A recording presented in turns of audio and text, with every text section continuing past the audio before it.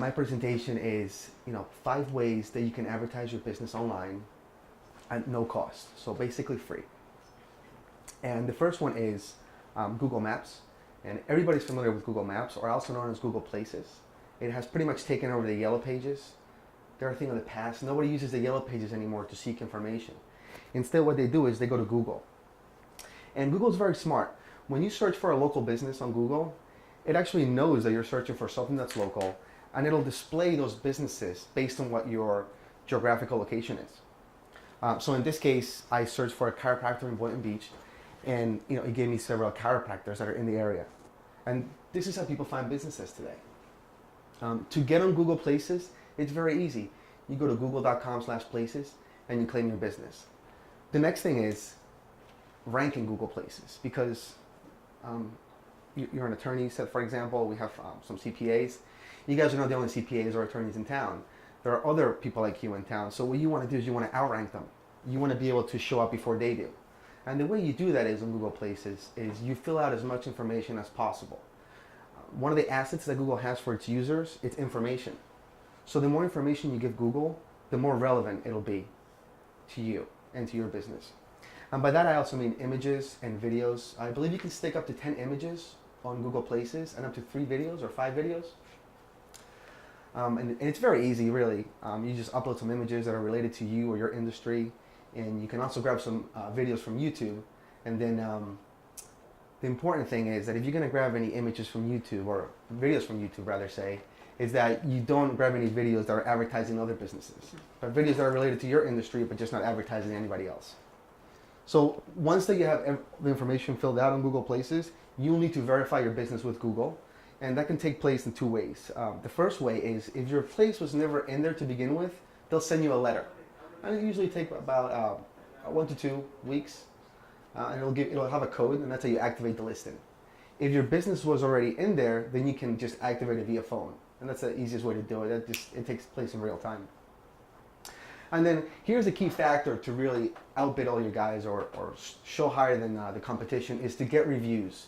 So ask clients to give you reviews on your Google Places page. If you're a favorite on there, Google will rank you higher. And obviously they're going to rank you high if you have good ratings, not bad ratings. So that's really the key part. Very easy to do, probably the most profitable way for you to get up and running for free, or basically doing it yourself. The second way is a mailing list. This is by far the most effective way to get your customers to take action. And a free way to do this is through MailChimp. MailChimp.com will give you free mailing software and will allow you to send up to 12,000 emails in a month. So what do you do with MailChimp once you sign up? Well, you're going to set up your mailing list so that people can get added onto it. One thing you're not going to do is you're not going to go to your database or go to your CRM, grab all your customers and throw them in there and start sending an email. That would be illegal. You have to ask people if they want to participate on your mailing list. So what you would do for that is you would take the code or the link that MailChimp gives you, and you can insert that at the footer of your email. And you can simply have that anytime you exchange emails with your customers, so you can say, hey, want to be part of our newsletter? Just click here. We'll notify you. And people will do that. Not everybody's going to do it. But if you have good rapport with people, if you really benefit them, they will certainly do that. Now, it's very important, though, that you don't scare your clients away once you have them on your list. What you want to do is you want to feed them information that's relevant to them, that is relevant to your services and your industry. So, if you're an accountant or a CPA, you don't want to send them things like, hey, we're running a special today only $99. You want to do things like, hey, you know what? We're 6 months away from the deadline to file taxes. Here's some things that you should consider. Again, things that are beneficial, and that way they'll keep you in mind.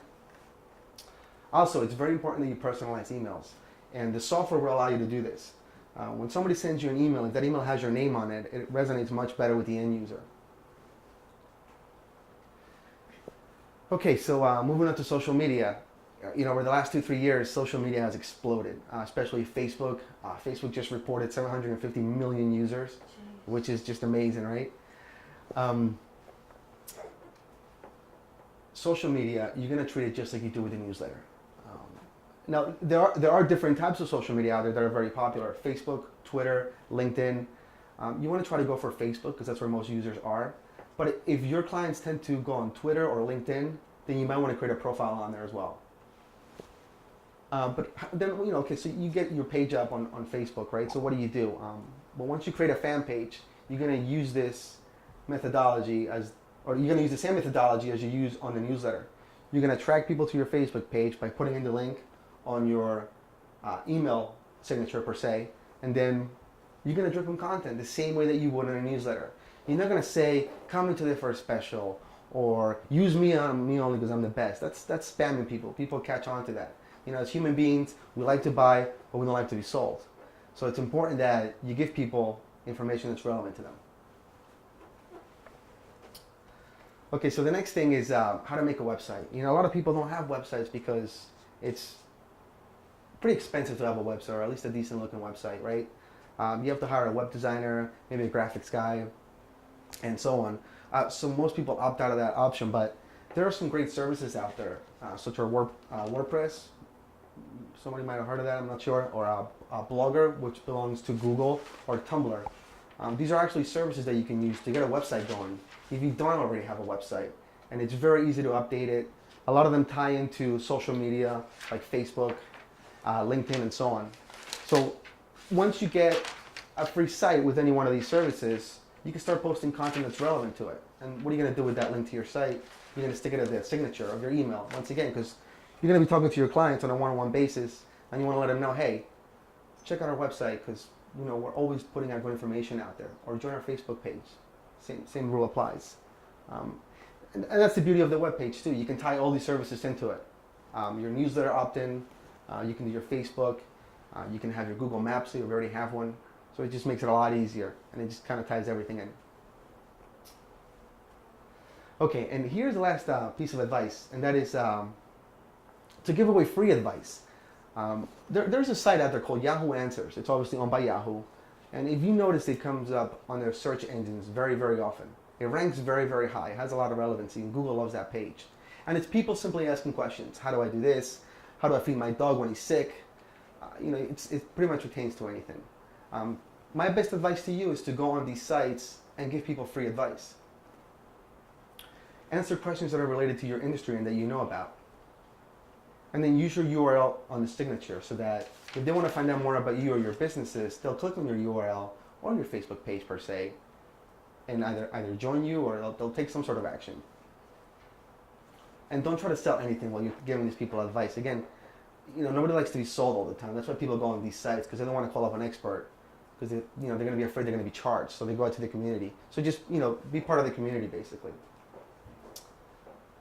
All right, so that was my 5 ways of promoting your business online for free.